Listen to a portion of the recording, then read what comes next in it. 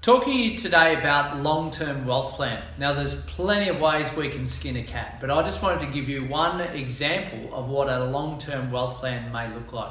Now, first of all, how long is long? Right, long-term for most people, I think we need anywhere between 15, 20 to 25 years.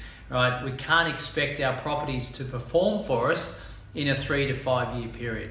So I gave the example here of buying 4 properties, and I've just given a figure of around $500,000 as our purchase price. So some might be 400, some might be 600, but on average, we've got $500,000 per purchase. If we buy 4 of them, we've got a total asset allocation of $2 million. Right? Now, if today is year 1, working our way through to the 25th year is what I want to do with you now. So we're not going to obviously purchase all 4 properties in year 1, but if we purchased 1 at year 1, and then our second maybe a couple of years later, and our third a couple after that, and then by year 10 we got our 4th property. So 4 properties in 10 years as an example. Now it might be 11, it might be 9, it might be 12. Everyone's situation is different, but just purely an example for today. So by the 10th year, we've basically gone through our acquisitions phase. We've acquired all the properties that we want to for now. We say, let's let them now do their thing because we need to give them time for them to perform. So I looked at it and said, well, what's a realistic rate of return or capital growth rate per annum, right? I came up with a figure of about 5%.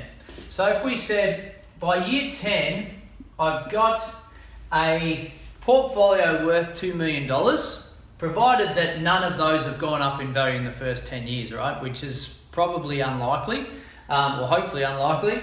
But from year 10 on, if we've got a $2 million portfolio and it's performing at 5% per annum, our growth is roughly $100,000 per annum.